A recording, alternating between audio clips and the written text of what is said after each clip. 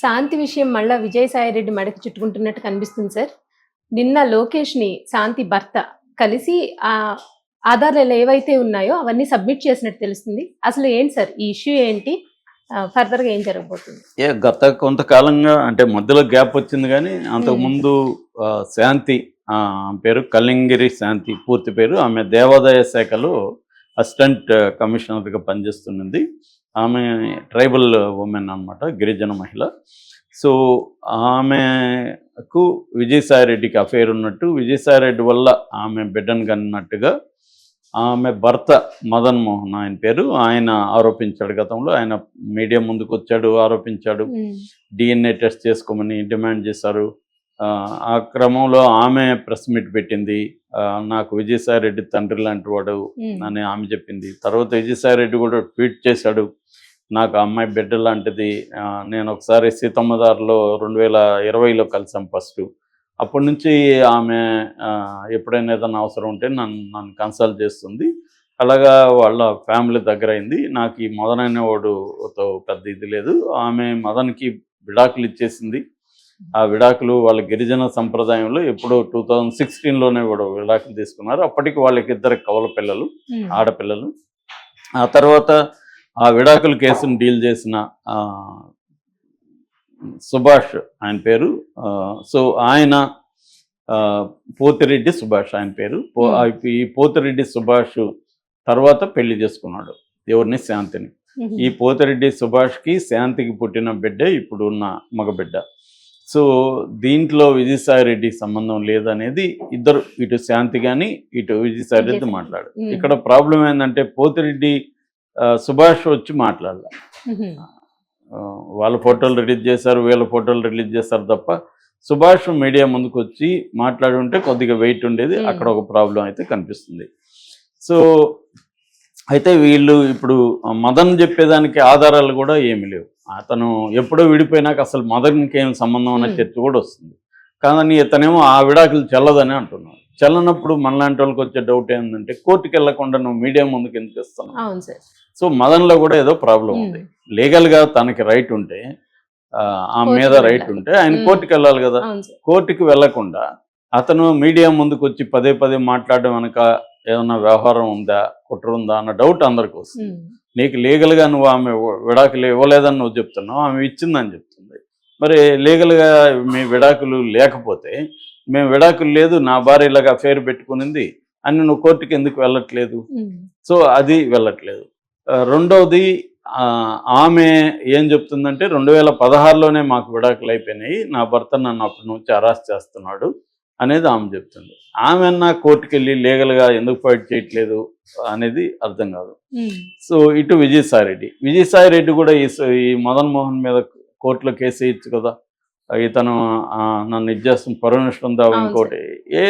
వీళ్ళెవరు కోర్టులకు పోకుండా లీగల్గా తెలుసుకోకుండా పబ్లిక్గా దీన్ని కేసుని డిస్కస్ చేయడం ద్వారా అటెన్షన్ గ్రాప్ చేసుకోవడం, డైవర్షన్ పాలిటిక్స్ ఇవి జరుగుతున్నాయి తప్ప వీళ్ళది నిజానికి ఒక ఫ్యామిలీ ఇష్యూ అనుకుంటే వాళ్ళు కోర్టుకి వెళ్ళాలి. సంబంధిత వ్యక్తులు ఎవరెవరు ఉన్నారో వాళ్ళు కోర్టుకు వెళ్ళి లీగల్గా ఫైట్ చేసుకోవాలి. మామూలుగా ఇదే మామూలు వ్యక్తులకు వస్తే అదే జరుగుతుంది.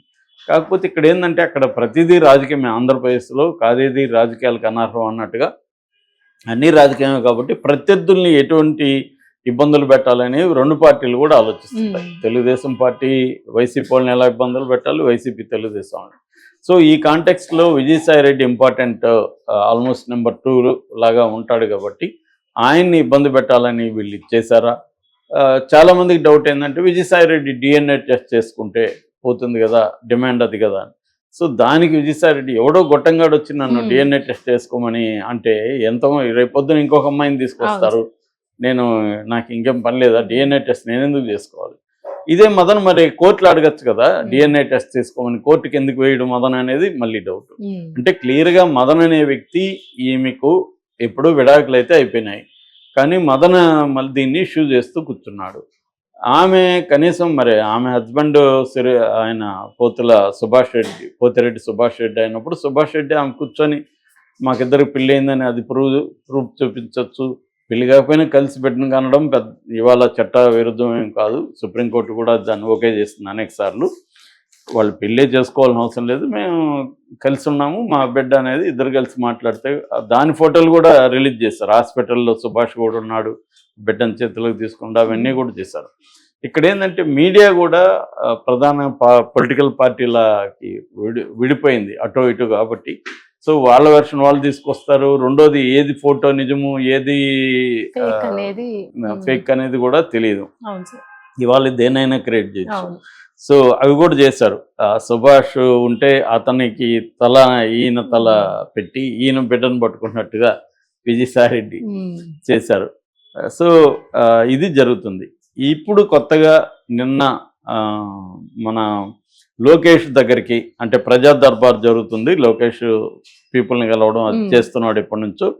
అక్కడికి మదన్ వచ్చి మతన్ కొన్ని ఆరోపణలు చేశాడు. అదేంటంటే, ఒకటి, కావాలని నన్ను ఏమార్చి అమెరికా పంపించాడు విజయసాయిరెడ్డి, పంపించి నా భార్య తప్పేరు పెట్టుకున్నాడని ఆయన చెప్తున్నాడు. అట్లాగే విడాకులు అనేది అబద్ధం అని కూడా ఆయన అంటున్నాడు.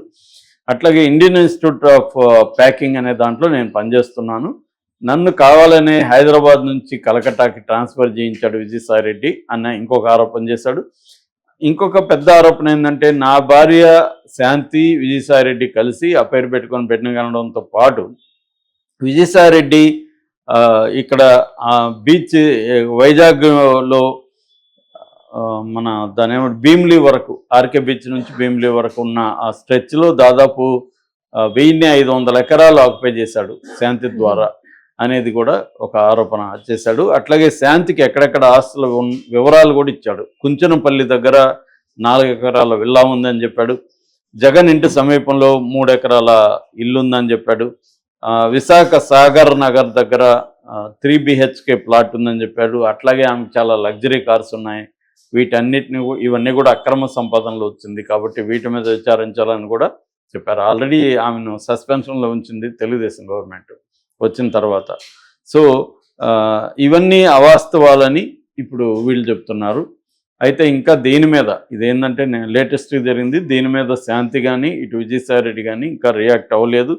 సో ఇది ఎక్కడికి పోతుంది? ఇప్పుడు లోకేష్ ఏమో ఈయన 2 డిమాండ్లు చేశాడు. ఒకటి, వాళ్ళ మీద చర్య తీసుకోవాలి, 2, నా ట్రాన్స్ఫర్ని మళ్ళీ నాకు వెనక్కి కావాలని.